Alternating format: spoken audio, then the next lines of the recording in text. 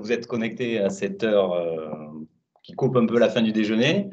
Donc, bienvenue sur notre salon virtuel du Legal Digital Day organisé par le groupe Septéo et ses filiales. Donc, vous êtes là pour l'atelier sur être présent sur les réseaux sociaux, pourquoi et comment. Donc, nous avons le privilège pour cet atelier d'avoir Camille Courtegoutte, qui est avocat associé du cabinet MGDC sur les barreaux de Tulle, Brive et Bordeaux. Merci Camille d'être à nos côtés pour témoigner sur l'usage des réseaux sociaux quand on est avocat. Cet atelier sera animé par Manon Charton, qui est social media manager chez ASCO, et moi-même Bertrand Picom, qui suis le directeur de la société ASCO. Alors, d'un point de vue purement technique, on va vous couper vos micros et je demanderai aux participants qui ont des caméras actives de les désactiver. Donc ça, c'est le premier point technique. Et ensuite, pendant le déroulé de comment dirais-je, voilà, de notre atelier, vous avez un petit onglet ici, conversation, sur lequel vous pouvez poser des questions et nous y répondrons à la fin. Donc, c'est une première, c'est du live. On fera de notre mieux pour… Voilà, soyez indulgents. Voilà. Donc, merci à tous de votre attention. Puis je vais laisser la parole à Manon qui va faire la petite présentation. Alors, peut-être, attendez, je vais partager ça à l'écran. Hop, nous sommes… Et on y va. Alors, comme donc l'a précisé Bertrand, nous accueillons Camille, du coup, qui va, au travers de cas concrets, l'installation de la communication, donc en amont des réseaux sociaux avec la création de sa charte graphique, du site internet et bien sûr l'installation donc du cabinet sur les réseaux sociaux. Au travers de différentes questions, on pourra avoir vraiment l'utilisation qu'un cabinet d'avocats et un avocat peut prendre en lien les réseaux sociaux. Par le biais de différentes actions de communication et l'intégrer vraiment à une stratégie pour son activité, pour sa fidélisation client, mais aussi pour l'acquisition client. Donc, restez jusqu'à la fin de cet atelier. Vous pourrez aussi participer au jeu concours qu'on organise sur le salon digital où vous aurez, si vous arrivez à rassembler toutes les pièces du puzzle, vous pourrez remporter un HP, il me semble, c'est ça ? HP l'ebook. Donc, on vous montrera un petit peu où il faut aller, en tout cas sur notre partie de salon, sur le stand de ASCO. Voilà, donc restez jusqu'à la fin. Camille, je vais un petit peu vous laisser la parole pour introduire vraiment sur donc le cabinet, vous présenter sur la création du cabinet, l'historique un petit peu de MGDC. Donc, bonjour à tous. Donc, je suis Camille Courtegoutte, membre et associée de la CELAS Goudiaz Avocats Associés. C'est un cabinet qui a été créé à l'origine en 1978 par ma maman, Martine Gou. Ce cabinet donc a évolué au fil des années avec ma maman et en 2017, mars 2017 plus précisément, il est devenu une CELAS avec à sa tête 4 associés, 2 collaborateurs. Nous sommes un cabinet d'avocats généralistes, membre du réseau international Jessica, et nous avons donc un cabinet à Tulle et à Brive-en-Corrèze, et depuis le 1er janvier 2020 à Bordeaux. D'accord. Donc l'installation à Bordeaux donc, est assez récente. Pour vous, Camille, au final, vous êtes arrivée donc, au cabinet donc, en quelle année et comment s'est initiée la communication? Est-ce qu'au final, c'est vous qui avez initié cette communication pour le cabinet? Alors, je suis arrivée au cabinet en janvier 2014. J'ai prêté serment en décembre 2013, donc j'ai commencé l'exercice de la profession en janvier 2014. À l'origine, j'étais collaboratrice de ce cabinet. Lorsque maman a envisagé la cession du cabinet, de m'associer dans ce cabinet, j'ai émis l'idée à ma maman de mettre en place une communication. Parce que jusqu'à présent, il n'y avait aucune communication dans le cabinet. Pourquoi? Parce que maman est de la vieille école. Elle considère que les avocats, ça ne communique pas. D'ailleurs, c'est très récent. C'est depuis peu que les avocats peuvent communiquer. Et c'est vrai qu'elle considérait que les clients venaient à l'avocat et que l'avocat n'avait pas besoin d'aller vers le client et de communiquer de quelque manière que ce soit, à part par un encart dans les pages jaunes. Donc, en mars… Papier. Page jaune, papier, qui plus est. Donc, en mars 2017, je lui dis, bon, il faut quand même qu'on modernise un petit peu ce cabinet. ça commencerait par l'élaboration d'une charte graphique, d'un logo. Au moins, ce cabinet, on démontre qu'il s'inscrit dans la modernité, qu'il évolue, qu'on est un cabinet de taille moyenne et qu'on ressemble quand même à quelque chose. Donc, pourquoi pas mettre en place une charte graphique et créer un logo qui nous ressemble, qui représente ce cabinet. Ça a commencé comme ça. Une fois que le logo a été fait, on a créé un site Internet parce qu'on n'en avait pas jusqu'à présent. On a créé un site Internet, ce d'autant que l'on travaille pour un certain nombre d'institutionnels, donc des compagnies d'assurance notamment, et que les institutionnels souhaitent que nous disposions d'un site Internet. Donc, on a créé ce site Internet et ensuite, bien évidemment, passage inéluctable par l'arrivée du cabinet sur les réseaux sociaux. Donc, ce qui veut dire que c'est même vos clients, quelque part, qui vous imposent d'être sur Internet. Alors, au niveau de la création d'un site Internet, oui, tout à fait. Notamment, donc, surtout les institutionnels. Oui, parce qu'au final, je vois aussi que vous avez mis en place le paiement en ligne. C'est aussi un besoin de votre clientèle d'avoir cet outil-là par le biais du site aussi. Oui, tout à fait. Et ça marche très bien. Il y a pas mal de gens qui l'utilisent. Ok. Donc, au final, oui, c'est l'impulsion qui a donné, enfin, les clients ont donné cette impulsion-là donc, sur la partie site Internet. Les réseaux sociaux ont été aussi, du coup, suite à la mise en place du site Internet, vous avez mis en place donc, vos réseaux sociaux, que ce soit Facebook, LinkedIn, Twitter. Au final, donc, décret 2014, vous en parliez, donc c'est très récent que vous aviez le droit de communiquer. Donc, vous êtes vraiment emparé de cette opportunité. De l'opportunité de pouvoir communiquer, et vous l'avez très bien souligné. Mais au final, vous, à l'époque, quelle était votre sensibilité sur ces réseaux-là? Vous aviez déjà des comptes à titre personnel, Camille? Oui, tout à fait. J'étais déjà principalement sur Facebook. J'avais créé également un compte LinkedIn et Twitter. Bon, c'est vrai que j'ai jamais vraiment utilisé Twitter. Pourquoi, je ne saurais pas vous dire. Par contre, j'avais un compte sur Facebook depuis déjà plusieurs années. Après, bon, je ne fais pas partie des gens qui étalent leur vie sur Facebook. J'avais Facebook pour être présente sur les réseaux sociaux parce que je pense qu'aujourd'hui, de toute façon, les réseaux sociaux, c'est le premier moyen de communication. C'est devenu aujourd'hui le premier moyen de communication. D'accord. Et c'est vrai qu'on l'a vu sur vos barreaux, notamment, vous avez été très présent sur les réseaux avec, il me semble, le barreau de Brive et de Tulle pendant la grève des avocats. Vous avez réussi à faire passer, mais même sur l'ensemble des barreaux, quand même, on a suivi votre grève de près par le biais des réseaux sociaux. Vous avez senti ce souffle qui est un petit peu à changer au niveau de ces moyens de communication par le biais d'actions que vous pouviez faire pendant la grève. C'est vrai que c'est… ça a bien marché puisque nous, s'agissant de la grève, on avait fait une vidéo de reprise de la chanson des 3 cafés gourmands, oui, la Corrèze en cathéter, et grâce aux réseaux sociaux, très clairement, on a atteint plus de 30 000 vues. Donc, c'est pas rien. Oui, donc 30 000 vues sur vos actions, sur votre mouvement de grève qui n'existait pas. Et c'est vrai qu'il y a eu une solidarité entre tous les barreaux de partager justement ces contenus, et tous les avocats ont joué le jeu par le biais des réseaux sociaux. Donc c'est aussi un autre aspect. Donc c'est sûr que c'est toujours pour votre profession que vous avez été active.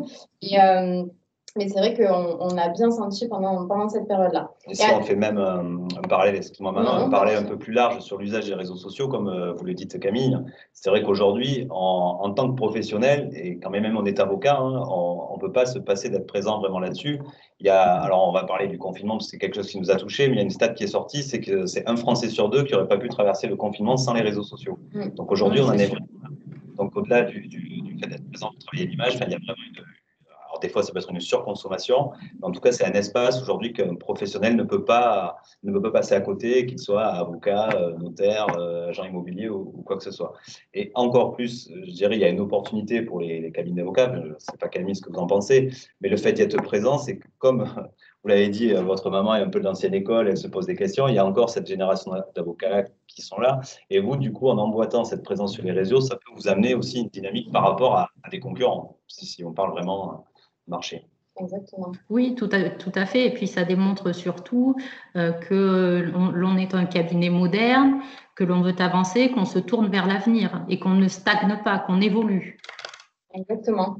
Et c'est vrai que vous êtes un cabinet aussi en plus de proximité, vous êtes un cabinet à taille humaine, et c'est vrai que les réseaux sociaux en période de confinement, ou d'ailleurs là, post-confinement, informer vos clients, vos potentiels clients, mais que le cabinet est là, est toujours actif.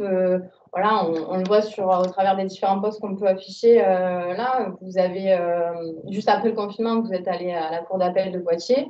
Ça, c'est quelque chose, c'est un mot que vous faites. Alors, bien sûr, vous l'avez transféré à vos collaborateurs, mais c'est aussi aux justiciables et pourquoi pas le mettre en forme par les réseaux sociaux pour montrer qu'on est présent et on peut plaider pour vous. Voilà, c'est le message.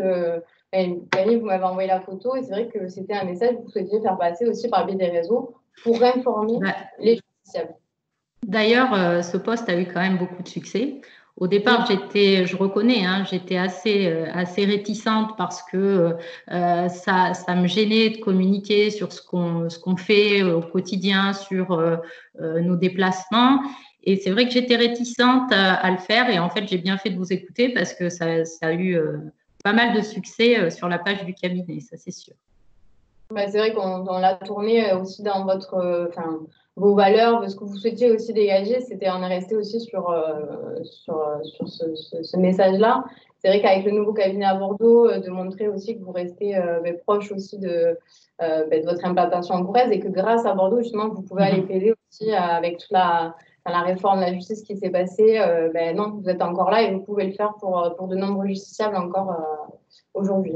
Ça permet aussi d'humaniser la relation qu'on peut avoir avec son client ou son prospect, finalement. Exactement. C'est intéressant. Parce qu'au final, la stratégie 2020, comme vous l'avez évoqué, donc avec Antoine chez nous et puis nous après par la suite, c'est vrai qu'à la base, chez nous, vous communiquez donc, pour appuyer votre expertise donc, sur des relais de veille d'information et vous nous avez communiqué quand même le souhait d'être plus humain au travers donc, bien sûr l'implantation du cabinet à Bordeaux, mais aussi pourquoi pas d'humaniser avec les différentes présentations donc, des membres du cabinet. Enfin, c'était vraiment un souhait d'humaniser aussi cette communication. Donc bien sûr, vous êtes des experts dans différents domaines du droit, mais vous souhaitez aussi garder cette entité, cette valeur qui est de base depuis 1978 et a été donc un cabinet familial et proche de ses clients.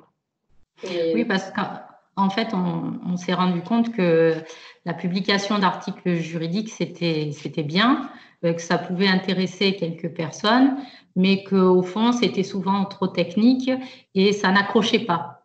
Donc, c'est vrai qu'à la réflexion, on s'est dit pourquoi pas essayer de faire quelque chose de plus personnel, de plus proche des gens et plus proche de notre réalité à nous. Donc, on est passé par la présentation, notamment des membres du cabinet. Ça a été un peu difficile, notamment pour ma maman, d'accepter la chose, puisque lorsqu'elle a su qu'elle était sur Facebook, elle m'a dit « Non, mais ça ne va pas, qu'est-ce que vont penser les gens ?» Donc, bon, au départ, ça a été compliqué et en fin de compte, on voit qu'elle a eu 1150 personnes touchées, c'est quand même pas rien et en définitive, elle était contente, ça l'a flatté un petit peu. Mais c'est vrai qu'on a fait les stats, pour l'instant, vous êtes en tête sur les partages. Mais c'est vrai que, bon, voilà, on a montré quand même au final aujourd'hui, voilà, vous l'avez dit, 1150 personnes touchées. Aujourd'hui, il n'y a qu'avec les réseaux sociaux qu'on peut arriver à toucher une audience aussi large en si peu de temps. Quoi. C'est ça aussi qui est intéressant de voir. Donc, il y a un petit effort aussi à faire, comme vous dites, voilà, humainement, de dire, bon, allez, j'y vais. Et puis, c'est quand même, le poste est professionnel, ça reprend la charte du cabinet. Mais en même temps, vous touchez 1150 personnes. Donc, c'est 1150 personnes qui ont vu le nom de Martine Goutte, mais également le nom du cabinet. Donc, en termes de notoriété, c'est quand même… Tout à fait. Ouais. C'est vrai que j'ai bien vu, du coup, on regarde les stats avec Océane et c'est vrai que c'est sur les différents postes qui fonctionnent bien, mais au final, pour l'instant, bon, les deux autres ont très bien fonctionné, mais c'est vrai que vos visages et d'humaniser, bon, enfin, Ah oui. c'est ça qui, au final, touche le plus les gens, ils vont vous partager, ils vont aimer, commenter, et au final, c'est cette notoriété-là qui, petit à petit, ben, bien sûr, c'est des gens qui vous connaissent à la base, mais qui vont vous recommander et vous partager sur leur réseau d'amis, leur réseau de confiance à eux. Et c'est ça qui est important aussi par le biais des réseaux sociaux. C'est ce bouche à oreille qui vraiment, quand on parlait du bouche à oreille pour les avocats depuis des années, voilà, dans la ville où on est, au niveau local, ben, là aujourd'hui, il se fait par le biais des réseaux sociaux et bien sûr après par le biais du site internet, mais c'est vraiment un plus par le biais des réseaux sociaux aujourd'hui. Ouais, c'est comme on dit, le bouche à oreille est devenu online, hein, quelque part. On peut dire ça, oui. Ces trois postes qui ont été faits pour le cabinet. Alors, ce qui est intéressant de voir, c'est qu'il y a le côté humain qui a touché plus de personnes, mais il y a quand même une visibilité maxi et puis, on voit aussi la cohérence. Donc, c'est ça aussi, travailler son image sur les réseaux sociaux, c'est avoir une cohérence quand même dans la charte, les posts. On retrouve l'univers de la marque. C'est assez intéressant. Puis, je vois que dans le dernier, vous vous adressez à la Corrèze qui vous est chère Corrézien. Oui, c'est ça. Oui. La Corrèze, c'est quand même son entité première. Donc oui, on est à Bordeaux, mais voilà, c'était ça qu'on voulait souligner. Ok, et c'est vrai qu'on n'a pas sur la stratégie donc vous avez mis en place là, sur 2020. On parlait donc bien sûr la partie veille juridique qui avait été un peu mis entre guillemets en suspens, même si on va toujours partager du contenu juridique. La partie rédaction d'articles aussi a été un choix donc d'externaliser. Au final, pourquoi ce choix, Camille, sur la rédaction de contenu? Parce que très clairement, on n'a pas le temps. Ouais. On n'a pas le temps et puis on n'a pas non plus trop envie de prendre le temps. Parce que le métier de l'avocat, c'est pas la communication. C'est vrai que chez nous, et ça revient à ce que je vous disais au départ, on n'est pas des bons communicants, on ne prend pas le temps de le faire et on préfère faire confiance à des sociétés comme vous parce que c'est votre métier. Donc, on a décidé d'externaliser par manque de temps et sans doute d'envie. Et on fait confiance absolument. Et c'est vrai que la rédaction d'articles juridiques, c'est plus précis. On choisit le thème que l'on souhaite. On vérifie bien évidemment à chaque fois, on valide avant que ce soit publié. Mais c'est peut-être plus qualitatif que de publier des articles juridiques que l'on trouve sur Internet et que l'on partage en réalité. Oui, c'est vrai que la rédaction d'articles juridiques, comme on l'appelle, c'est des articles uniques, donc qui vont se trouver, et originaux, qui vont se retrouver uniquement sur votre site. C'est vrai que donc avec le service, on essaye de travailler aussi sur même si vous choisissez les thématiques, d'orienter sur des thématiques qui vont être aussi tapées régulièrement par les internautes, sur des thématiques qui les touchent. Bon, bien sûr, ça peut être aussi sur des sujets d'actualité, mais pour qu'au final, vous remontiez aussi sur ces thématiques-là au niveau, bien sûr, local, mais après, pourquoi pas se référencer sur des problématiques et quand un justiciable recherche, au final, il tombe sur vos articles à vous avant de tomber sur un article standard de presse généraliste. Un expert, vraiment, c'est vous l'expert sur ce domaine, et donc c'est vous qui devez être référencé sur cette matière. C'est toujours des articles en rapport avec les domaines que vous souhaitez mettre en avant. Puis il y a toujours un lien entre les réseaux sociaux et le site Internet. Oui. Tout à fait. Donc ça permet d'alimenter également notre site Internet sur des articles juridiques qui sont rédigés, qui ne sont pas des articles pris sur Internet comme ça et partagés sur les réseaux sociaux. Donc ça a une plus-value aussi. Et comme ça vous permet de capter l'audience aussi sur votre site Internet et pas sur un site tiers. Quoi. Parce que ce qu'il faut savoir aussi, les gens qui nous écoutent, c'est que aujourd'hui, ce qu'on constate, c'est que quand même 30% des visiteurs d'un site web proviennent des réseaux sociaux. On parlait d'une consommation des réseaux sociaux. Donc, le fait de publier l'article, au moins un extrait, ou je ne sais pas, vous me direz comment vous organisez tout à l'heure, et de pouvoir lire la suite et d'arriver sur le site web, c'est les générateurs de trafic. Donc, c'est aussi bien pour le référencement du site Internet, son positionnement dans les moteurs de recherche. Donc, il y a tout cet effet, on va dire, longue traîne qui est bénéfique aussi pour le site web du cabinet, du coup, l'image, la notoriété, la fidélisation et la conquête. Tout à fait.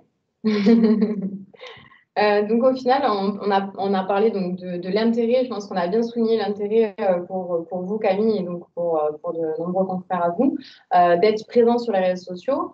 au final, le comment, tout ça se met en place. Au final, est-ce que donc travailler avec nous vous prend du temps? C'est surtout ça qu'on souhaite évoquer. Est-ce qu'aujourd'hui, comment ça se déroule aujourd'hui le service, par exemple, avec Marion? Donc, je pense qu'il y a un moment de calage et de rodage. Marion pour le service juridique, parce que Marion pour le pas. Marion pour la responsable du service juridique. Tout le monde ne connaît pas. Sur la rédaction d'articles, aujourd'hui, comment ça se passe la déroule? relation avec ASCO, voilà pour. Alors, ça se passe très bien. Ce que j'apprécie, c'est qu'il est facile d'arriver à vous joindre. Donc, ça, c'est bien. Pour effectivement la rédaction d'articles juridiques en tant que tel, nous, on a des manières de rédiger. Donc, automatiquement, on aimerait retrouver cela un petit peu dans la rédaction des articles réalisés par ASCO. Donc, on fait quelques modifications, on essaie d'orienter un petit peu, mais c'est vrai qu'on n'y passe pas un temps infini, ça c'est sûr. Ça nous fait gagner quand même pas mal de temps. Après, il faut que tout se mette en place. Je pense qu'une fois voilà, parce que là, c'est le début, mais je pense qu'une fois que Marion aura compris comment on fonctionne, ce que l'on souhaite effectivement, après, les choses vont rouler toutes seules, vont aller dans le bon sens. Et sur la base des sujets qu'on lui transmettra, après, on ne perdra pas de temps, pas plus de temps que ça, quoi. C'est ça. Moins que dans le tri des articles. Oui, c'est ça. Ouais. Mais globalement, pour comprendre comment se passe au sens large la relation pour un cabinet qui déciderait d'externaliser cette partie-là, vous pouvez expliquer, Camille, un peu au quotidien, qu'est-ce que c'est? Envoyer une info, tiens, on est présent à tel endroit, on veut faire la promotion. Oui, plus largement. Au-delà de la rédaction d'articles, oui, par exemple, on prévoit d'être aux universités d'été, donc au Cap Ferré, au mois de septembre. Donc, c'est prendre une petite photo du décor sympathique, transmettre donc la photographie à Manon, qui après crée la petite légende et poste immédiatement sur les réseaux sociaux. Voilà comment ça se passe. Si on trouve une actualité juridique intéressante, un article intéressant, je transmets à Manon qui publie. Ou encore, on a une décision, un article de journal qui vient d'être rendu et qui concerne le cabinet. Pareil, je transmets, c'est publié. Donc, c'est facile, c'est facile. C'est vrai que c'est facile. Est-ce que vous, du coup, dans votre esprit, maintenant que vous avez ça, est-ce que dans votre esprit au cabinet, du coup, vous pensez à, comment dirais-je, vous avez des moyens de communiquer, donc est-ce que dans le cabinet, maintenant en interne, il y a ce réflexe-là de dire, tiens, on va communiquer cette info sur les réseaux? Est-ce que c'est quelque chose qui est long à mettre en place dans le cabinet avec les associés? Comment ça se passe un peu? Alors, ça commence, mais c'est quand même long. Après, j'ai des associés qui ont quand même un certain âge, donc qui ne sont pas trop dans la communication, qui ne sont pas trop réseaux sociaux. D'ailleurs, Maître Diaz, vous avez publié la semaine dernière son profil, il n'a absolument pas Facebook. Donc, c'est vrai que ce sont des associés qui n'ont pas toujours le réflexe. Mais ça commence, ils y arrivent parce qu'ils se rendent compte que ça peut présenter effectivement un intérêt. D'accord. C'est vrai que l'intérêt aussi, je pense à Maître Cousin chez vous, qui a des articles de presse de temps en temps que vous me faites passer. C'est vrai que montrer l'intérêt par des choses qui leur tiennent à cœur, par exemple, ça peut être vecteur de, après, prendre l'habitude justement de nous communiquer ces informations-là. Donc, mettre en avant un article de presse que vous avez, mettre en avant la photo que vous avez fait à la cour d'appel de Poitiers. Enfin, c'est vrai que c'est des habitudes de penser à chaque fois qu'il y a quelque chose, un événement autre que purement votre activité d'avocat au quotidien, parce que vous avez la tête aussi dans le guidon, donc de penser à nous, c'est pas tout le temps évident. Mais c'est vrai que d'avoir le réflexe, dès qu'il y a quelque chose de différent de votre activité principale à nous envoyer, c'est primordial. Il y a quand même une acculturation en interne pour que tout le monde embarque le...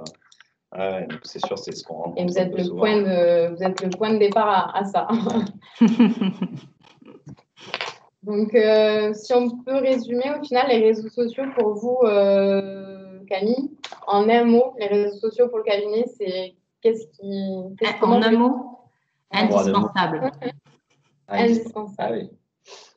Parce que je pense qu'aujourd'hui, comme je le disais tout à l'heure, tout passe par la communication et on n'a pas le choix. Tout le monde est aujourd'hui sur les réseaux sociaux et les cabinets d'avocats doivent aujourd'hui y être aussi. Et qu'est-ce que vous répondriez à un confrère qui vous dirait les réseaux sociaux, c'est pas pour moi? Ben, je lui dirais, je peux comprendre, mais alors pour vous, c'est peut-être pas pour vous, mais pour votre cabinet, ça peut être utile. C'est ça pour le client. C'est ça. Et pour le client. Ouais, non, mais c'est vrai qu'aujourd'hui, on le voit, hein, tous les clients y sont. Hein, donc, on peut faire un petit parallèle, c'est que on commence à travailler sur Instagram. C'est quelque chose, par exemple, au cabinet, vous y êtes. Non. On travaille il y a 3 ans, on se posait la question, nous, de savoir si Instagram, il fallait qu'on y aille pour les cabinets, les avocats, qu'est-ce qu'on va raconter, c'est de l'image, etc. Bon, aujourd'hui, on se dit, c'est même pas on se dit, c'est aujourd'hui, on va sur Instagram. Mais pourquoi on y va? On n'y va pas pour montrer des belles images. On y va parce que les clients des cabinets d'avocats, ils sont sur Instagram, en tout cas les futurs clients. Donc, si tout de suite, on va chercher cette clientèle pour développer ou pour fidéliser, dans 10 ans, il sera trop tard, quoi. Donc, c'est aussi ça. Pour moi, les réseaux sociaux, c'est aussi un moyen de toucher une cible qui n'est pas forcément au fait du droit, qui ne sait pas qu'un avocat peut l'aider dans du conseil. Parce qu'on a souvent en tête quand même de l'avocat de défense. J'ai fait une bêtise, il faut que je me défende, je vais prendre un avocat, alors que l'avocat fait bien d'autres choses. Et donc, il y a aussi ce côté un peu humain, proximité, je dirais aussi. Oui, tout à fait. C'est vrai.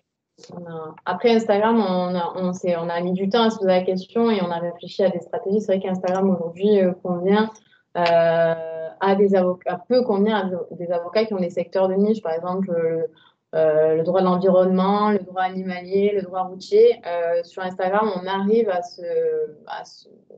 avoir une bonne communication pour un cabinet d'avocats si aussi on arrive à cibler notre com sur un domaine pour justement, parce que sur Instagram, c'est très personnel, tout comme Facebook, hein, mais on va suivre des choses qui nous tiennent à cœur, des sujets sur lesquels on va s'informer, le droit de l'environnement, voilà, ça nous touche de près, on est investi au quotidien dans une asso. Ah, ben, j'ai un cabinet d'avocats qui intervient sur ma région sur ça, et j'ai vu des photos sympas sur Instagram, je le suis. Donc, je sais que potentiellement, j'ai une problématique, j'irai voir ce cabinet d'avocat. Donc, c'est vrai, on s'est posé la question vraiment, mais c'est vrai que les réseaux sociaux, aujourd'hui, c'est un développement et on le voit sur des réseaux aussi comme Insta, où ça se développe et les cabinets d'avocats prennent le pas sur des réseaux comme ça. Donc, je pense que... Il y a une stratégie, hein, comme vous l'avez dit, Camille. Au début, on publiait que du juridique et en fait, on s'est aperçu que ce n'était pas pertinent. Tout à fait. Il faut un peu naviguer.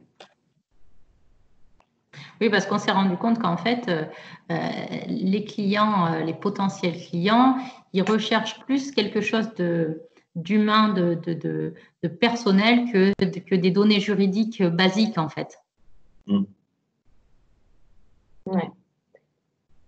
Parce que pour expliquer, en fait, il y a une activité qui est de veille juridique où on pousse simplement des articles qui sont partagés via les profils sociaux, mais du coup, ça humanise rien. Et donc là, on est passé sur un autre aspect de la communication sur les réseaux qui est lié à l'humain. C'est vrai que la veille juridique convenait bien donc, à un aspect d'alimentation de site internet, de publication régulière, quand un cabinet n'a absolument pas le temps et ne peut pas s'investir et est très réfractaire au réseau. L'aspect veille, ça permet aussi de dire à Google le réseau est présent sur tel domaine, mais au final, en termes d'interactivité, c'est pas là où vos potentiels clients vont se dire ah, derrière, j'ai un humain en qui je peux faire confiance, qui publie régulièrement des contenus sympas sur sa région, sur sa localité, qui est attaché, par exemple, à la Corrèze, qui a une implantation depuis des années. Peut-être que certains de vos clients ne savaient pas depuis combien de temps le cabinet existait. Enfin, c'est des détails qui vont passer par le biais des réseaux sociaux. Et ça, la veille juridique, en effet, ne le permet pas. Donc, c'est vraiment la stratégie la plus complète, en tout cas, sur laquelle vous êtes orienté cette année. On a quelques questions. Si Camille voulait rajouter quelque chose? Non, j'écoute les questions, allons-y. Alors, quelqu'un qui nous dit, quand on a une cible qui est très spécialisée, est-ce que c'est quand même important d'être présent sur les réseaux sociaux? C'est très spécialisé. Je pose la question, mais Manon, tu réponds peut-être? Oui, c'est pas parce qu'on est uniquement sur un secteur. Au contraire, c'est qu'on est sur un secteur de niche, donc peut-être ne pas se mettre sur tous les réseaux sociaux, voir sur quel réseau notre cible est le plus représentée. C'est vrai qu'on a tendance avant à recommander pour un cabinet un petit peu plus réfractaire LinkedIn parce que c'est le réseau des professionnels et c'est là où on va avoir une large cible pour représenter. Et c'est pas le réseau où, par exemple, on touchera du justiciable, du particulier, qui va avoir une attache et qui va être content de voir des types de posts comme on peut le voir sur Facebook. Oui, c'est important d'être présent sur les réseaux sociaux, on l'a dit, c'est primordial. Une question pour vous, Camille. Bonjour, maître Courtegoutte. Pouvez-vous nous donner la mesure du retour client? Avez-vous une idée du nombre de clients venus par ce biais? Alors, je ne suis pas capable de le dire parce que je pense que jusqu'à présent, on a été un peu nul dans la mesure où on ne demande pas aux clients par quel biais ils ont atterri chez nous. On ne s'est pas posé la question et c'est vrai que j'en discutais dernièrement avec maman et je pense que désormais, on va se mettre à poser la question de savoir comment ils nous ont trouvés. Et jusqu'à présent, on ne s'est pas posé la question, on n'a pas poser de questions à la clientèle, donc je ne suis absolument pas capable de répondre à cette question. D'accord. Et vous ne savez pas, même, on vous a jamais dit comme ça, tiens, je vous ai vu sur les réseaux, ou c'est pas, est-ce que ça si, arrive? alors on nous voit, oui, on nous en parle, oui, tout à fait, mais est-ce que c'est Facebook ou LinkedIn qui ont conduit la personne à passer la porte de notre cabinet? Ça, on n'a pas questionné les clients sur ça. D'accord. Ce que vous voulez dire par là, Camille, c'est que c'est aussi important dans une stratégie de développement du cabinet de mesurer aussi par où arrivent les contacts et pour voir les impacts. Parce que j'imagine et je pense que ça on l'a sous-estimé et ça fait partie des choses qui doivent évoluer. Oui, bien sûr. J'imagine que les associés doivent vous dire, bon Camille, ta communication, c'est bien gentil, mais combien ça nous rapporte? Donc il faut aussi avoir des outils de mesure. Non, mais c'est important parce que souvent, on dit mais ça fait partie de l'évolution de la profession d'avocat parce que jusqu'à présent, les clients venaient du fait de la notoriété, par le bouche à oreille. Aujourd'hui, c'est différent. Les clients arrivent par le biais d'Internet et je pense qu'on n'a pas mesuré ça. Donc, c'est un point qui doit évoluer au sein de notre cabinet. Bon, déjà, c'est vrai que sur un client, enfin sur un nouveau client qui vous découvrirez, aujourd'hui, il peut vous voir par le biais du site internet. Vous avez quand même un site internet assez propre, on voit les différents associés, les différentes spécialités. C'est vrai qu'un nouveau client qui ne vous connaîtrait pas du tout, il va vraiment valider par le biais du site, mais il va aussi se rendre, s'il a un Facebook, se dire oh, ben, je vais regarder s'ils ont une page. C'est vrai qu'ils ont ce réflexe-là aujourd'hui d'aller revalider encore une fois, parce que c'est peut-être potentiellement un ancien client à vous qui vous a recommandé, mais derrière, il va absolument valider maintenant par le biais d'Internet que cette personne lui aura recommandé de vous pour se dire, OK, bon, ben, c'est bon, je fais la démarche de le contacter. Et là, c'est vrai qu'on le voit de plus en plus sur des témoignages aussi auprès d'autres clients. Il y a cette validation aujourd'hui qui se fait par le biais du site et des réseaux. Donc, si aujourd'hui, on tape votre nom, on ne vous trouve pas, on dit, mais c'est bizarre, c'est louche. Mais non, c'est juste qu'il n'est pas présent sur Internet, il n'est pas trouvable. C'est vrai que vous avez cette porte-là, enfin, ces différentes portes d'entrée qui sont par le biais de votre site et des réseaux sociaux qui, à mon avis… Alors, par contre, par le site Internet, je peux répondre à cette question. On a quand même un certain nombre de demandes qui nous sont adressées directement via le site Internet. Donc les gens nous trouvent par Internet. Est-ce que c'est en passant par le biais des réseaux sociaux? Est-ce que c'est ça qui les a conduits ensuite à nous adresser une demande directement sur notre site Internet? Ça, je ne suis pas capable d'apporter la réponse. Oui, bien sûr. Après, c'est un tout. Après, par rapport à ce que disait Manon, et le fait d'être présent aussi, on parle beaucoup des usages en ce moment, comment on consomme de manière générale et dans la vie de tous les jours. Dès qu'on veut quelque chose, on veut acheter des chaussures, on veut aller dans un hôtel, on veut partir en voyage, on va sur Internet, quoi qu'il en soit. Dès qu'on veut consommer, alors qu'on consomme du droit, qui est un service, ou qu'on consomme n'importe quel, on va aller voir sur Internet. C'est vrai que le fait d'être présent permet d'occuper l'espace. Je vais taper votre nom, Camille, et je vais trouver le site web, une page Facebook, un LinkedIn. Ça va me rassurer, moi, de voir que vous occupez sur votre nom, vous occupez les 3-4 premiers résultats de recherche Google avec un profil à jour, une actu qui date d'il y a 2 jours. Donc, je me dis, le cabinet, ça roule et ça me conforte. C'est exactement ça, le mot rassurant. C'est vrai que les réseaux sont… On dit, bon, les réseaux sociaux, ça déshumanise, enfin, toute cette technologie, ce digital. Mais au final, non, parce que ça permet de rassurer aussi un potentiel client qui souhaiterait vous faire une demande. Il est en plein divorce, c'est cacophonie. Je vais vérifier sur le biais des différentes pages ce qui est publié. Ça me rassure. C'est vraiment un usage et les nouveaux usages de différents. Et ça passe de 50 à de 25 pardon, à 50 ans. C'est là, sur la tranche d'âge, on n'est plus, je suis partie, mais de 25 à 50 ans, on a ce réflexe-là aujourd'hui d'être présent. On parlait de Facebook, qui est un réseau à la base, qu'on disait, ben, c'est les jeunes qui sont sur Facebook. Non, aujourd'hui, on est sur, c'est plus les adolescents qui sont sur Facebook, on est sur une tranche d'âge quand même assez représentée entre 35 et 65 ans. Instagram, on va être sur c'est les jeunes actifs, on va être sur 20 à 35. Voilà, donc c'est vrai que aujourd'hui tous les réseaux sociaux vont toucher votre cible, mais voilà, au plus largement votre cible, votre clientèle. À chaque réseau sa cible, comme on dit. Ouais. Et on parle de confiance numérique, c'est ça le terme qu'on emploie aujourd'hui. Par contre, je suis en train de penser, parce que je repense donc à la question qui a été posée. Moi, je sais que j'ai 2 personnes avec qui j'étais à l'école, une en primaire et l'autre au lycée, qui m'ont contactée par le biais de Facebook. Donc, elles ont vu que j'étais avocat et je me suis occupée de leur dossier. Donc là, ça fait 2. On peut au moins dire 2. Ah bah oui. C'est amorti. Donc la transition est parfaite. J'ai une question. Peut-on avoir une idée du coût? Alors on va pas faire les langues de bois. Donc le coût, alors déjà les fonctionnements, c'est des abonnements. Hein. Après, je vous invite à aller voir nos conseillers sur les stands. Après les coûts, ça dépend vraiment de la mission. Hein. Enfin, ça dépend de la mission. Vous en sortirez pas à moins de 200 € par mois. Et après, ça peut monter jusqu'à 500, 600, 800, 900, 1000. Enfin, mais on est sur des tarifs en fonction des missions. Hein. Donc, je vous invite, tiens, la transition est trouvée. Alors, attendez, on va partager, on va juste partager 2 minutes. Tout dépend après si vous mettez du contenu juridique, de la publication personnalisée. Enfin bon, il y a beaucoup de.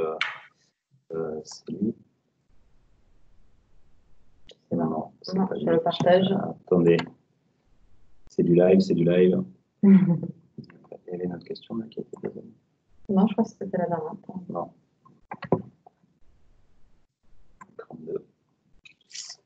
Ah oui, c'est comme que social. Ah oui, attends, il faut. On change. Donc du coup, juste avant de terminer, super. Donc le jeu concours maintenant, c'est ça que tu disais? Oui. C'est quoi qu'il faut aller chercher? Alors, on se rend sur le stand Basco. D'ailleurs, Camille, n'hésitez pas à jouer. On se rend sur le stand Basco, donc c'est en se connectant donc, au LDD. Tu peux te connecter via Chrome, il me semble qu'on est à... Okay. Voilà. Vous rendez sur le stand Basco, vous allez dans la rubrique documents. Et là, vous allez télécharger la petite pièce de puzzle qu'il faut rassembler en fonction des différents stands. Et qui vous permettra de potentiellement remporter donc un HP Elite. Voilà, donc ici vous avez Legal Digital Day, c'est de vous faire. Si vous n'êtes pas inscrit, vous inscrire, c'est bien évidemment. Vous avez accès à nos stands, les stands du groupe Septéo, ASCO ici, et tac. C'est la partie documents juste en dessous. La partie documents qui est celle-ci, documents. Mais où se cache le LDD? Bon, on vous a donné un indice. Hein. Voilà. Donc ici, vous retrouverez les plaquettes de documentation et vous pouvez également échanger. Donc, la personne qui pose la question du coût peut également échanger directement avec nos conseillers. Donc, je ne sais pas si tu es conseillère ou non. Ah, voilà, qui sont présents ici directement. Voilà, nos conseillers en ligne, vous pouvez faire des visios. Donc, n'hésitez pas à poser des questions. Et vous pouvez également découvrir l'ensemble des partenaires présents sur le stand et des autres tables rondes qui s'y déroulent. Voilà. Bon, mais en tout cas, merci Camille d'avoir répondu à nos questions et d'avoir eu du temps pour nous en cette période chargée. Merci à tous de m'avoir écouté pour cet atelier. Et puis, comme a dit Bertrand, n'hésitez pas à aller sur le stand d'ASCO. Ouais. Merci Camille de votre participation. Voilà, pas plus. À votre disposition toute la journée et plus encore. À très bientôt. Passez une bonne journée. Au revoir, Et Camille. prochaine aussi, prochaine conférence ASCO sur la communication pas trop centrée réseaux sociaux, mais un peu plus largement, qui a lieu à 15 h. Voilà, dans 1 heure. Bonne journée. Merci. Au revoir. À bientôt. Au revoir.